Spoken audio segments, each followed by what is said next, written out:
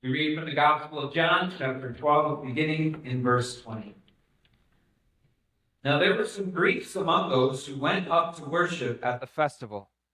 They came to Philip, who was from Bethsaida in Galilee, with a request. "Sir," they said, "we would like to see Jesus." Philip went to tell Andrew. Andrew and Philip in turn told Jesus. Jesus replied,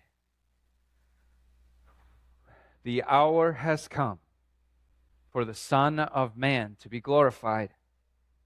Very truly, I tell you, unless a kernel of wheat falls to the ground and dies, it remains only a single seed.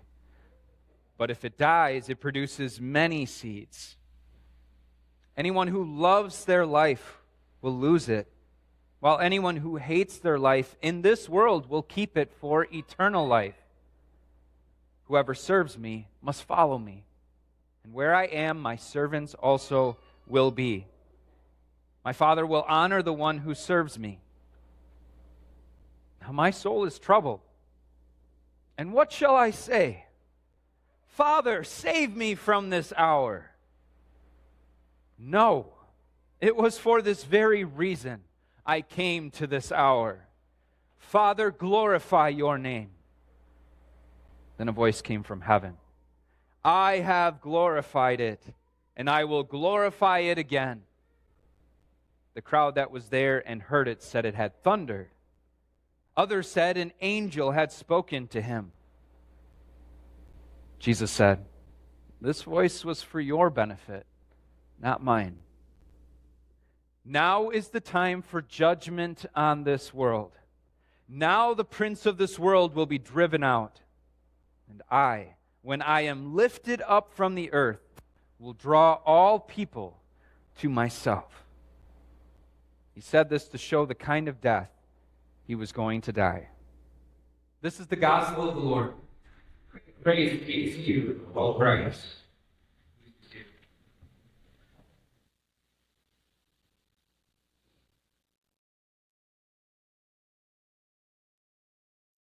My dear brothers and sisters in Christ,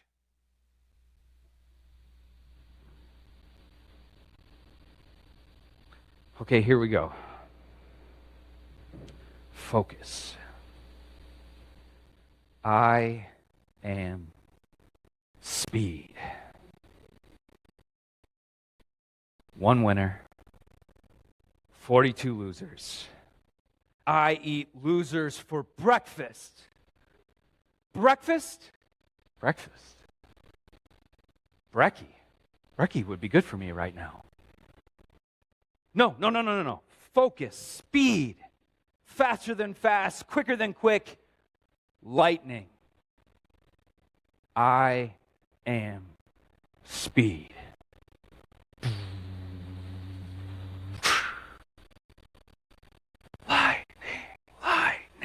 Lightning.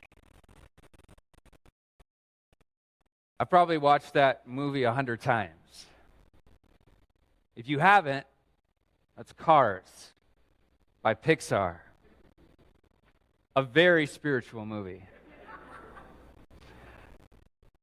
As Lightning McQueen preps himself for the Piston Cup, hoping to be the winner, the youngest winner, the only rookie winner of the Piston Cup to take the title of the entire season, he speaks these words of affirmation to himself, reminding himself what he believes about himself. It's his pep talk as he gets himself ready to dominate those old racers on the track and prove to them why he is the best of the best. Do you have a similar pep talk in the morning?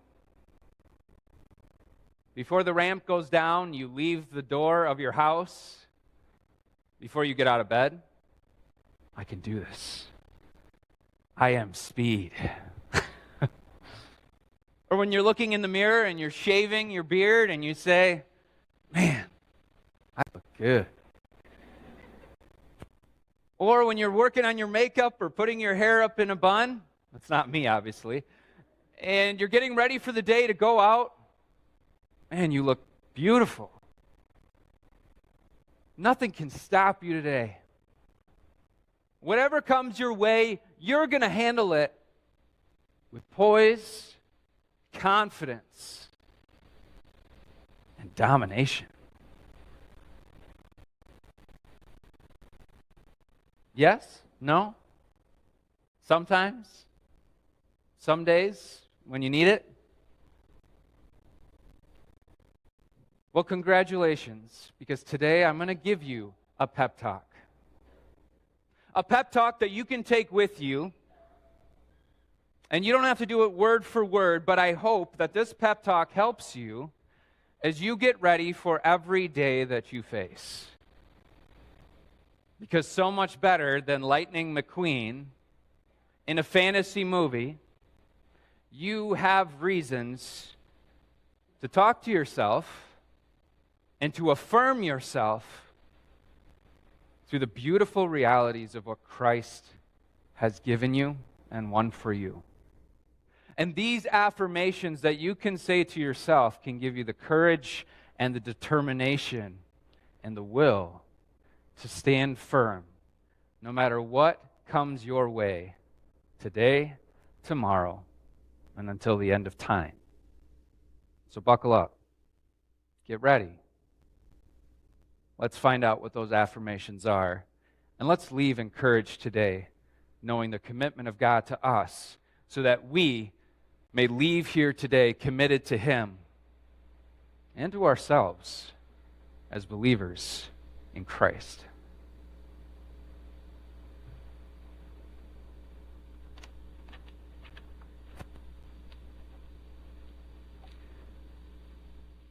Our text is a pivotal moment in Jesus' mission for us. There comes a moment in every journey, every hero, every story, really. This is not only the blueprint for writing a good novel that you need to build up to this climax point, but it's the reality of our lives. It may not just be one moment where we need to show up that defines our life. It may be many. But make no mistake, there are key moments in every journey that define the rest, that change character, that demonstrate power and commitment. And this moment for Jesus was one of the moments. He knew it. Even if we don't fully understand what makes this text so powerful. How did this section begin? It says, "Now there were some Greeks among those who went up to worship at the festival, and they came to Philip, who was from Bethsaida in Galilee, with a request. 'Sir,' they said, 'we would like to see Jesus.' And Philip went to tell Andrew, and Andrew and Philip in turn told Jesus." What about that is such a big deal? Because Jesus' response to this request from some Greeks coming as the disciples in Jerusalem at the time of worship is this: "The hour has come for the Son of Man to be glorified." As I wrestled with these verses and read some commentaries, and knowing this is in the Gospel of John, and he has already, by chapter 12, gotten to the doorstep of Holy Week, here is what is happening in this context. For Greeks to feel comfortable during the high festival of Passover in Jerusalem, to come to Jesus' disciples and ask for the most popular preacher of the day, a Jewish preacher, mind you, that they felt comfortable asking for Jesus at this time and at this place, tells me something very important. And it told Jesus the same thing. People know about me. They've heard about me, even in the far corners of the Middle East and beyond. There are people here today for this festival from around the world. And that means for all the work I did of telling people to keep quiet about the things I have done. Don't tell anybody that I raised your daughter. Don't go and tell the village that I healed your leprosy. Don't go back in and tell them that I drove out demons. But they did anyways. What Jesus was trying to do was slow the timing on when he would have to die. Because Jesus knew that the more people talked about him, the more they said, I think this is the Messiah. I believe this is the Son of God. I think this is the time that God is going to save his people. He knew that as soon as that message became widespread and people came looking for him, asking to see Jesus, the miracle worker, the preacher, the teacher unlike any other, and perhaps the Savior, that the time would be here. The time when all the pieces were in place, that God had been orchestrating for hundreds and thousands of years for the hate of God, the evil of the world, the devil and all his angels, and the pride and the arrogance of humanity, and even believers and disciples being weak, non-committal, and afraid. That all of that was going to reach a moment where it would have to climax in his death. And that really was the plan. That Jesus, the Holy Spirit, and the Father had made in the beginning when all of creation was corrupted, that there was only one way to save human beings from sin. There was only one way to pay the price. There was only one way to satisfy God's justice and yet also love every individual human being despite what they've done. And that was for God himself to make himself nothing, to set his sights as a human being on going through everything we deserve, to go through the punishment of every sin, and to die for everyone, carrying the weight of hell and eternal hell on his shoulders. This is the moment. It's here. With the words of Philip and Andrew coming and telling Jesus that these Greeks are here, they have come to see Jesus, an unspoken thing is triggered in Jesus' mind. Wow, it's finally here. 33 years I got to spend on earth. And walk most of that as a nobody, as someone who is hiding in Nazareth, that place where no one really wants to go. I got to enjoy a good childhood with wonderful earthly parents. But every moment I knew that this day was coming. And then these last 3 years have been exciting, yes, as we build momentum, but even then somber, as I knew that the road was getting shorter, and sooner or later this time would come. And now it's here. Now just put yourself in Jesus' shoes just for a moment as a human. Perfect, yes, but as a human. As this all dawns on him.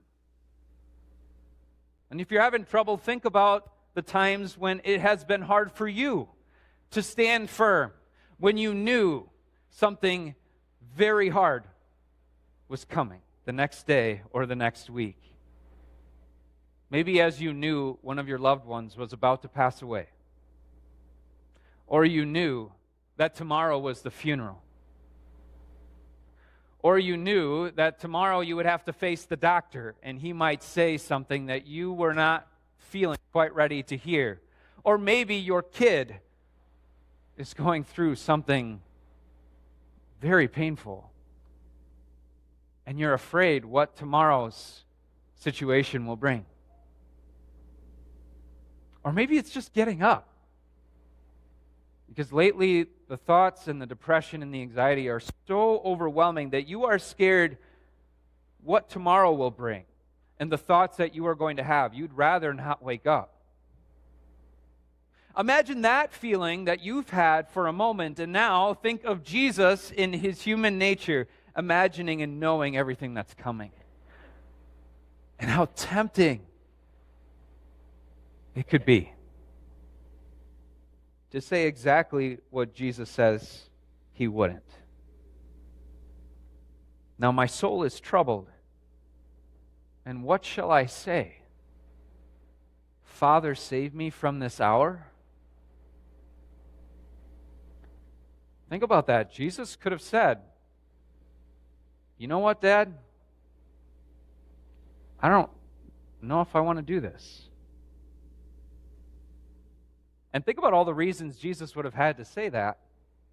Because not only as God did he have that eternal knowledge of all the things that people had done, but now even separated from that and being humbled as a man, he had walked with human beings now for 33 years. And what had he seen? More reasons to suffer and die for us? Or many more reasons to let us deal with our own issues and fend for ourselves and be left to judgment because of how backstabbing and selfish and self-centered we are? And with his authority, think of all the other things he could have done. He could have called down angels from heaven to stand next to him and saying, you know what? I don't want to walk into Jerusalem weak. No, I'm going to come in with power. And everyone's going to fall down and bow down to me. And everyone who has mouthed off in front of me or told lies about me, especially those Pharisees and leaders, yeah, they're going to bow. And then they're going to die. And then they're going to see how bad they will suffer for standing up against God. Just knowing you have the power to do that and not doing that, that makes it 100 times harder, doesn't it? When you have the power to get out of a situation that you don't have to face, wouldn't you take it? If you didn't have to deal with the funeral the next day, if you didn't have to let your loved one die, if you didn't have to go through that trial or tribulation tomorrow, if you could avoid it, would you? It's so hard to face the things that we feel we can step away from. But not Jesus. Jesus has all the weight of the moment settle in on him. He knows the time has come. But listen to the pep talk Jesus gives to himself in this moment so that he will not break. He will not hesitate. He will not slow down. He will not choose to save some and not others. Instead, he picks up the weight of the world on his shoulders and he says, "Come and get me. I will not be moved." In inspiration, Jesus says, the hour has come for the Son of Man to be glorified. And here's a really important point. Jesus gives us his why. It's very important to have a why when you go into something you don't want to face. The why that you're going through it. Jesus says, "Very truly I tell you, unless a kernel of wheat falls to the ground and dies, it remains only a single seed. But if it dies, it produces many seeds." What's Jesus' why? You. Why does he choose to face everything without his power, without his angels, without his dad saving him from the situation? You. It's not for him. He knows he needs to die. He needs to be placed into the ground, planted. In the analogy, he says, planted in the ground so that from his death a harvest of righteousness may come. That all who believe in his death will share in his resurrection. That's his goal. That's his why. I'm going to do all of this. I'm going to keep my mouth shut. I'm going to let them do all of this so that I might save the world.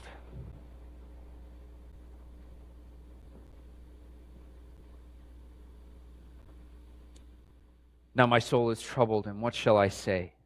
Father, save me from this hour. No, it was for this reason I came to this hour. Father, glorify your name. And there's Jesus' how. How is Jesus going to do this? His why is he wants to save you. How is he going to do this? Because he has a Father in heaven who loves him.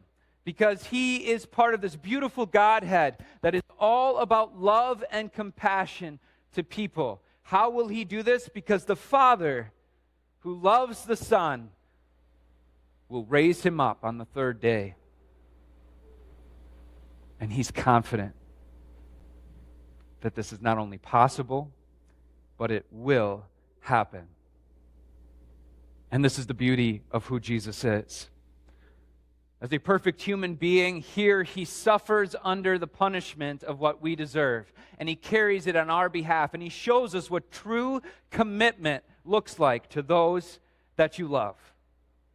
Whatever it takes, I'm going to do it because I love them. No matter the cost, no matter the pain. And I'm going to trust that it's worth it. And then as God, he knows that his Father will raise him up, and he too will take up full power once again, once he's raised from the dead. And he will sit on the right hand of God, his Father, and he will intercede for every human being who puts their hope in him and his name. And he will say for each and every one of us, I have redeemed you. I have called you by name. You are mine. You are mine.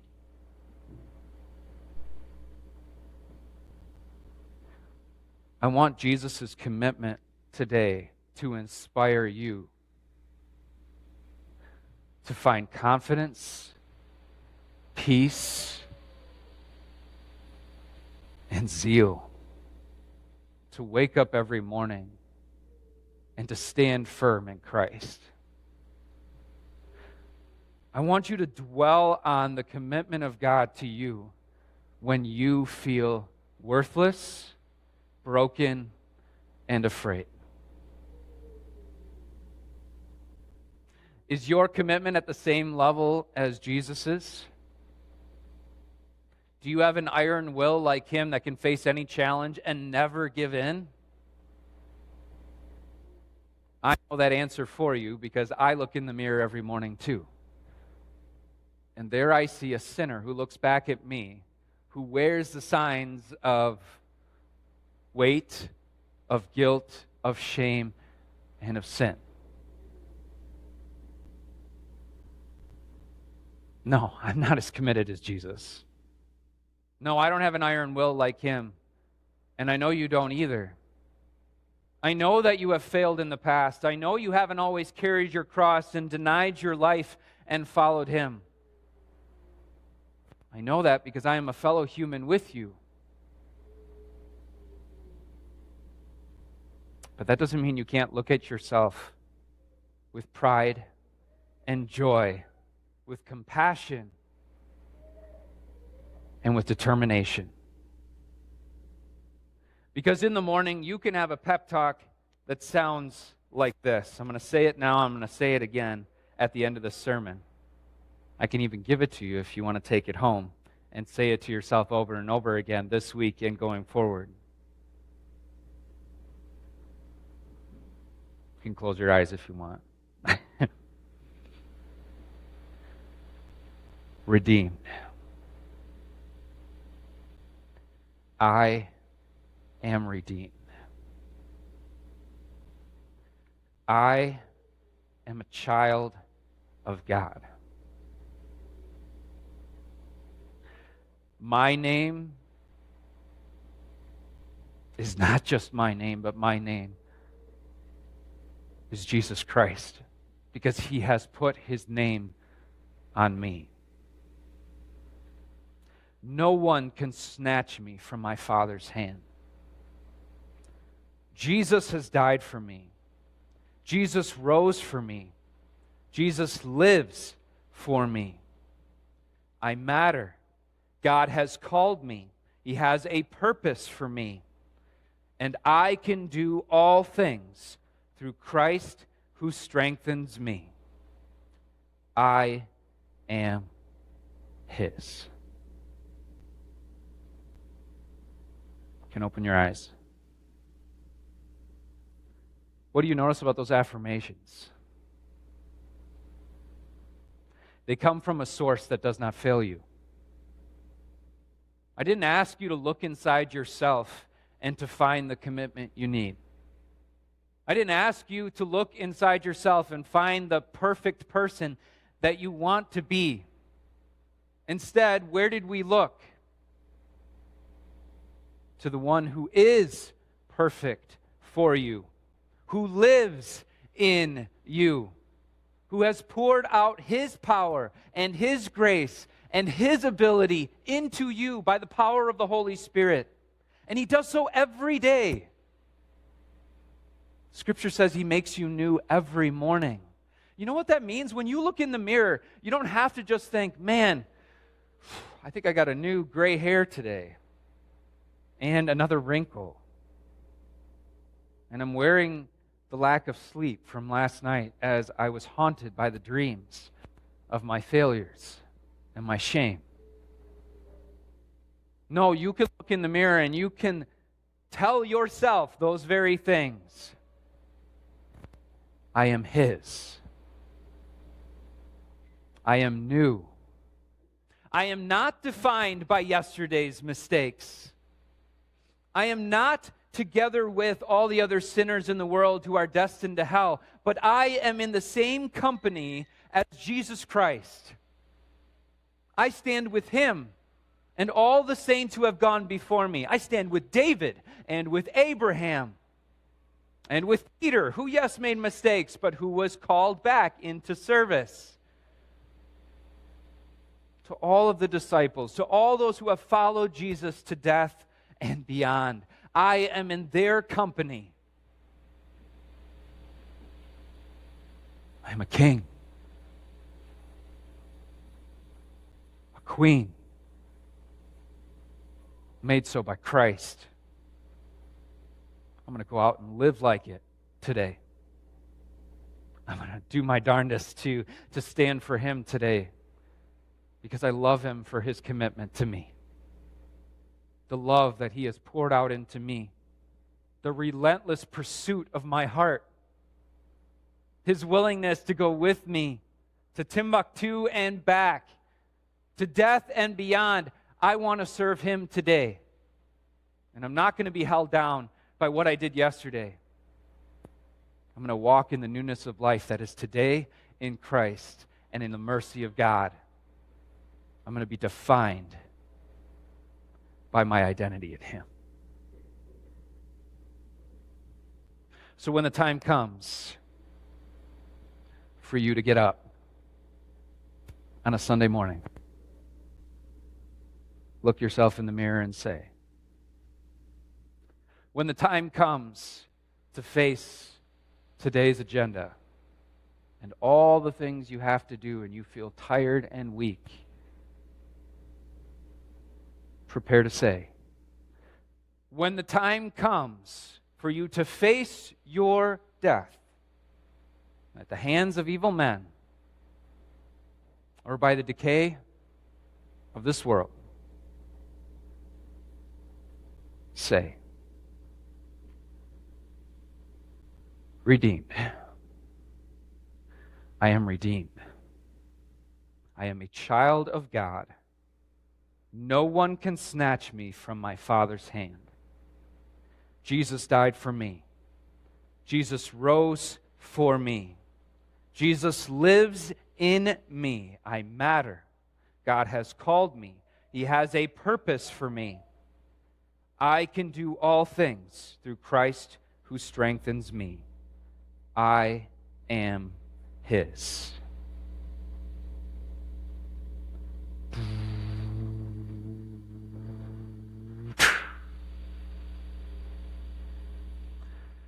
Oh yeah. I'm going to take on today with Christ beside me, and I'm going to dominate. Amen.